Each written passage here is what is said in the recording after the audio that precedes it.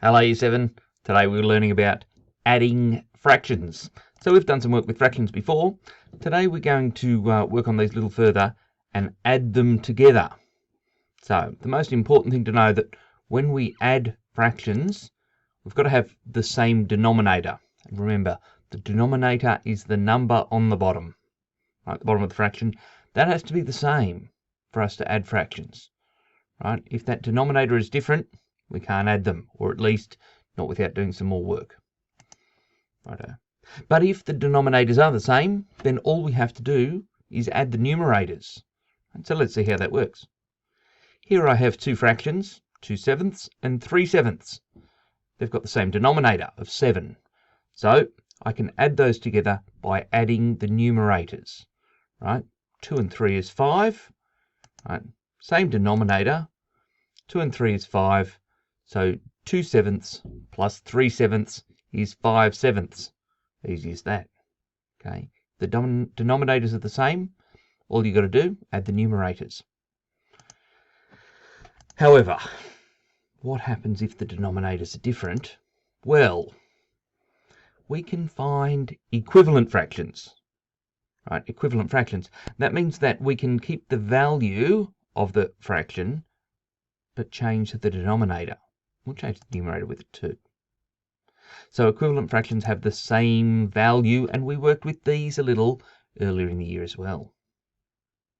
So we do this. We find equivalent fractions by multiplying both the numerator and denominator, the top and the bottom number, by the same amount.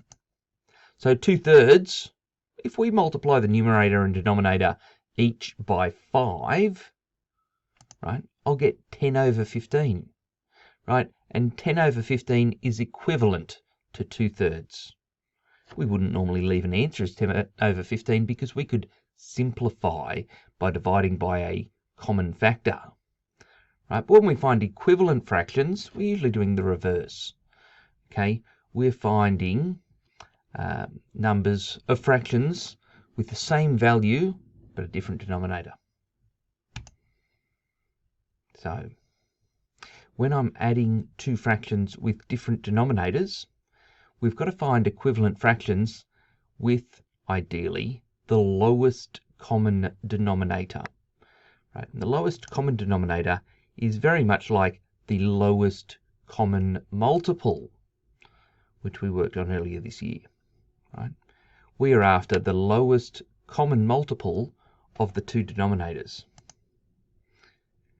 Here's another example. I've got 3/5 and 1/4.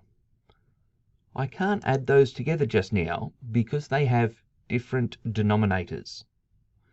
Right.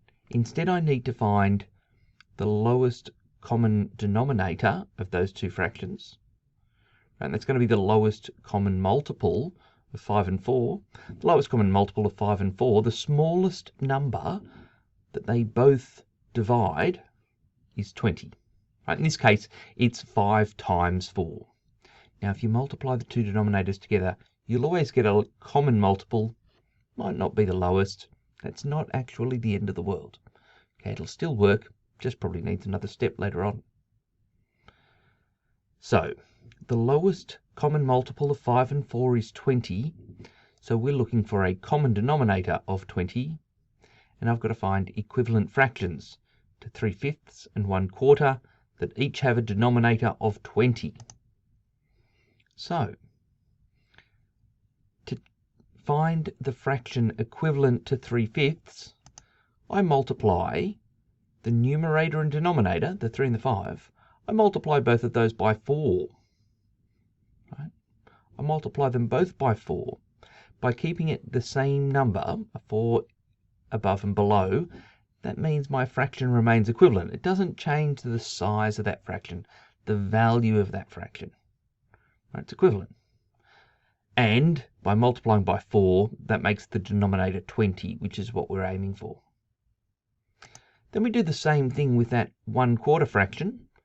Again, I want a denominator of 20. That means I've got to multiply top and bottom by 5. Righto, so it's 1 times 5 and 4 times 5.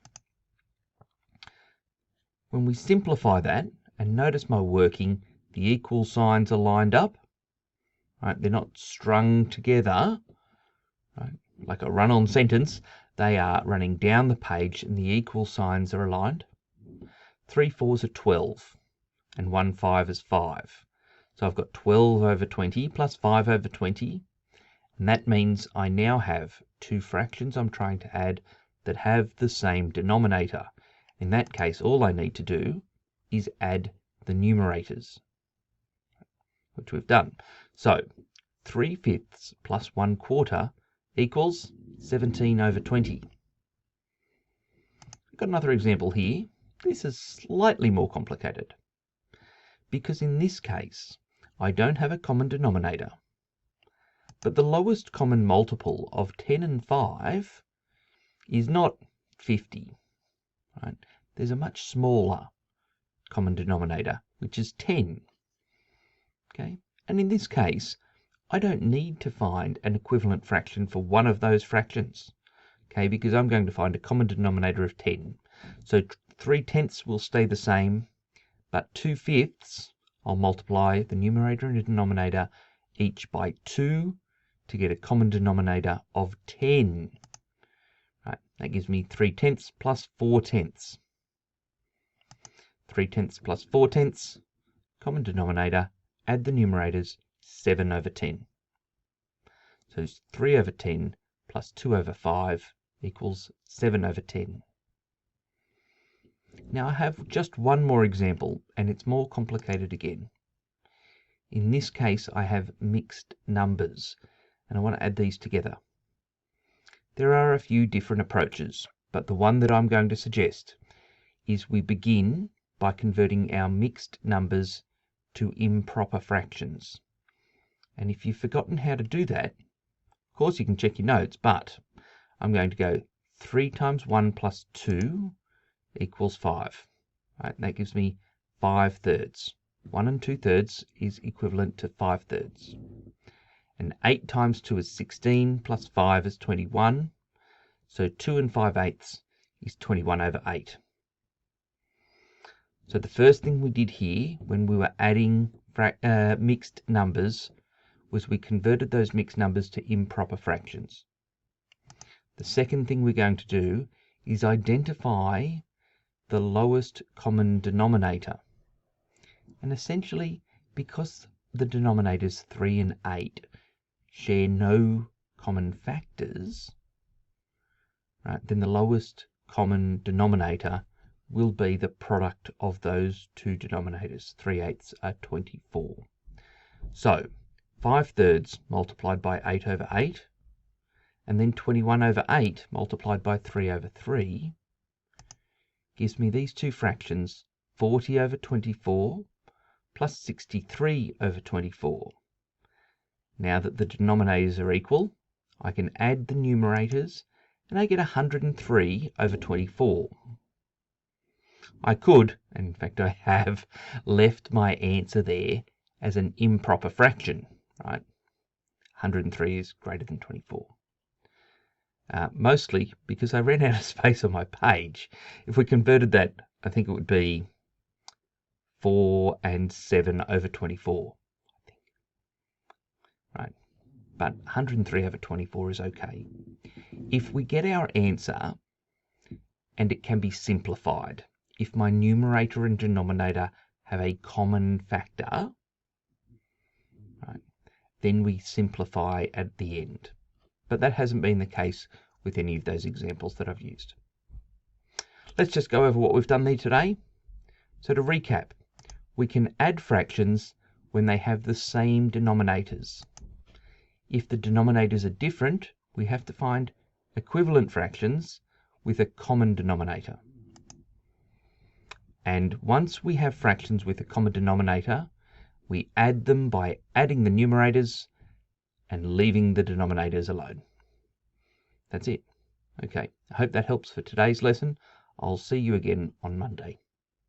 That's all for now. Bye.